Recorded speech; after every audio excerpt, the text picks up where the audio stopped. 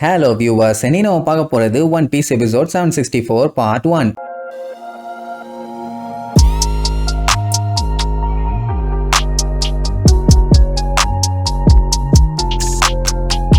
Open பண்ணா போன பாட்டுல அந்த விட்டோங்கிறவன் நம்ம செஞ்சி காதுக்குள்ள வந்து குசு குசு குசு குசுன்னு என்னத்தையோ துப்புனான். ஐ மீன் சொன்னான். அதுக்கப்புறம் தான் நம்ம செஞ்சி பயங்கரமா ஷாக் ஆகி எப்படி இதை கண்டுபிடிச்சிங்கன்னு கேட்டா, என்னப்பா செல்லித்தனவா பேசிட்டு இருக்க, எங்க மாஸ்டரை நீ யாரு என்னன்னு நினைச்சிட்டு இருக்க, அவங்க எல்லாம் என்ன சப்ப பீஸா? 4 எம்பரர்ஸ்னா சாதாரண ஆளுங்க இல்ல, மோஸ்ட் பவர்ஃபுல் பைரட்ஸ். இந்த நியூ வேர்ல்டுலயே அவங்க தான் சுப்ரீம் பவர் உள்ள ஆளுங்க. அதுல ஒரு ஆள் தான் பிக் மம்.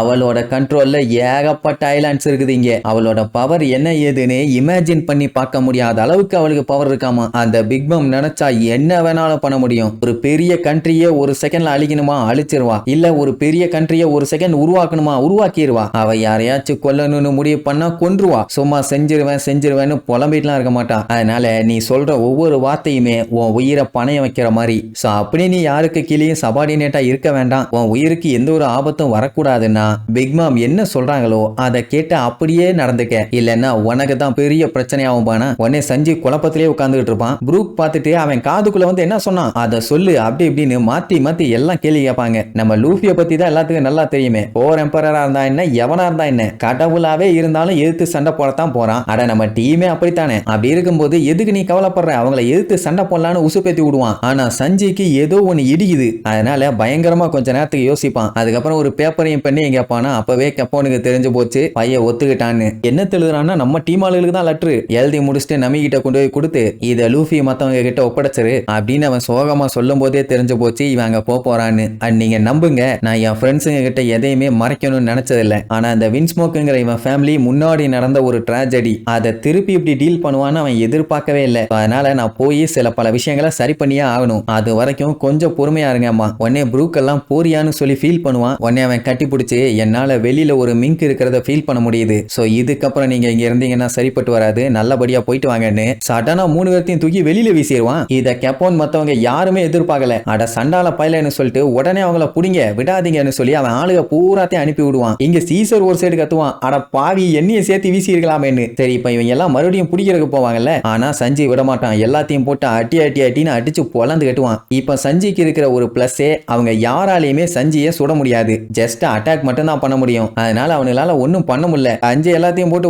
பொலன்னு பொலந்து கட்டுவான். அதுல ஒருத்தன் காண்டாயி கன் எடுத்து சுட போவானா. விட்டோ பார்த்துட்டு டேய் அவனை சுற்றாதீங்கடா, அதுக்கப்புறம் உங்களை படுக போட்டு நொங்க பிதிக்கி சங்க பிச்சு துப்பிடுவாங்க, அவனை பிடிக்க மட்டும் செய்யுங்கம்மா. அடுத்த செகண்டே சீசரை போட்டு அமைக்கி அவன் தலையில கண்ணை வச்சிருவான். எவனாச்சும் தேவையில்லாம மூவ் பண்ணீங்க, இந்த சயின்டிஸ்ட சுட்டே கொண்டு போடுவேன். எனக்கு தெரியும் நானும் இந்த சயின்டிஸ்ட் உங்களுக்கு எவ்வளவு முக்கியம்னு. இந்த ஜீனியஸ் சயின்டிஸ்டோட மூளை வெடிச்சு வெளியில செதறாம இருக்கணும்னா என் ஃப்ரெண்ட்ஸை எவனும் தொடக்கூடாது, இல்லைன்னா சங்கூதிடுவேன்பா. அட பாவி பையல, உன்னை நம்பி நான் வந்தேன்னு சொல்லி சீசர் இங்க புலம்பி தள்ளுவான். அங்க பார்த்தா இவ்வளவு நேரம் கதறிட்டு இருந்தவனுங்க இப்ப சைலண்டா நின்றுவானுங்க. சோ அங்க இருக்க முட்டா பள்ளியால இவனையும் கொல்ல முடியாது, அவனையும் கொல்ல முடியாது. இதுதான் நம்ம பள்ளிக்கு ஒரு சூப்பரான அட்வான்டேஜ். அந்த வாண்டட் போஸ்டர்ல ஒன்லி அலைவுன்னு போட்டிருக்கும் போதே அவனுக்கு டவுட் ஆச்சு, இவனை கொல்லாம தான் பிடிச்சாகணும்னு. சோ நீங்க என்னைய கொன்னீங்கன்னா என்ன கொன்ன உங்களை கண்டிப்பா வச்சு செஞ்சிருவாங்க. அண்ட் அது மட்டும் இல்லாம எவன் இந்த போஸ்டரை ரெடி பண்ணானோ அந்த நாதாரி பையன் தான் இந்த கல்யாணத்தையும் அரேஞ்ச் பண்ணி இருக்கணும்னு காட்டு கத்துவானா. உடனே அங்க இருக்க ஆளுகள்லாம் இவன் பேசிட்டே இருப்பான், நம்ம போய் அவங்கள பிடிக்க போலான்னு கிளம்புவான். டேய் மூவ் பண்ணீங்க,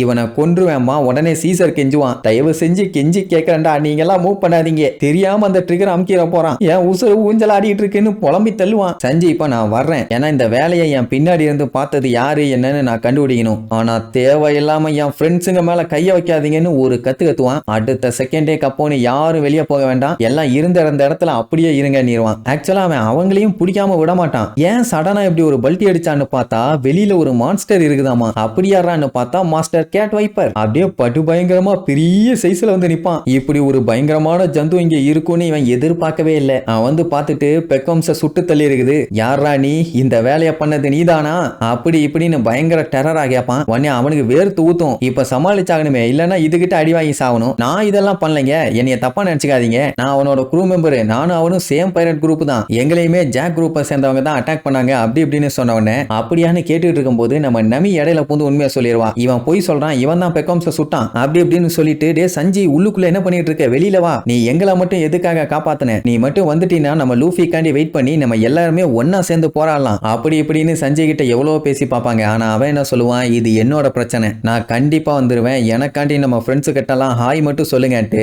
அப்படியே ஒரு சிரிப்பான். எல்லாத்துக்குமே ரொம்ப பயமாயிரும். ஏன்னா சஞ்சய் இப்படி ஒரு டெசிஷன் எடுப்பான்னு அவங்க எதிர்பார்க்கவே இல்லை. கப்பனுக்கு பயமாயிரும். ஏன்னா இவங்க பேசி அவன் மனசை மாத்திட்டாங்கன்னா மறுபடியும் இவங்களை பிடிக்கிறது பெரிய பஞ்சாயத்து ஆயிரும். அதனால டப்புன்னு டோரை மூடிட்டு அங்க இருந்து ஒரு ஜம்பை போட்டு கேசல் டேங்க்னு ஒரு பெரிய டேங்கா மாதிரி உருண்டே அங்க இருந்து கிளம்பிடுவான். சஞ்சின்னு 3 பேரும் கத்தி கதறி அழுதுகிட்டே அந்த டேங்க் பின்னாடி ஓடுவாங்க. லெட்டர் கீழே வந்துடும், அதை கவனிச்சிருக்க மாட்டாங்க. அதுக்கப்புறம் வாண்டாங்க வந்து நான் போய் விரட்டுறேன்னு வேகமா ஓடுவா. ஆனா அவளை வேண்டாம் நீ என்னதான் அவனை விரட்டி போய் பிடிச்சாலும் அவன் திரும்பி வர்ற மாதிரி இல்ல அப்படி இப்படின்னு 3 பேருமே சஞ்சய் நினைச்சு கதறி அழுவாங்க. சரி, அந்த கீழே விழுந்த லெட்டர்ல நம்ம சஞ்சய் அப்படி என்ன எழுதியிருக்கான்னு பார்த்தா, நான் போய் அந்த பொண்ணு யாருன்னு பார்த்துட்டு திரும்பி வந்துடுறேன் இப்படிக்கு சஞ்சி, அவ்வளவுதான். அப்படின்னா இனி சஞ்சி வருவானா மாட்டானான்னு நினைச்சு மொத்த டீம் மெம்பர்ஸும் கதறி பயங்கரமா அழுவாங்க. அப்படின்னா இதுக்கப்புறம் கன்ஃபார்மா அந்த பிக் மாமு கூட டைரக்டா சண்டை இருக்குதுன்னு கன்ஃபார்மே ஆயிருச்சு. சரி, இதுக்கப்புறம் சஞ்சய் திரும்பி வந்தானா இல்லையான்னு அடுத்தடுத்த எபிசோட்ல பார்க்கலாம். டாடா.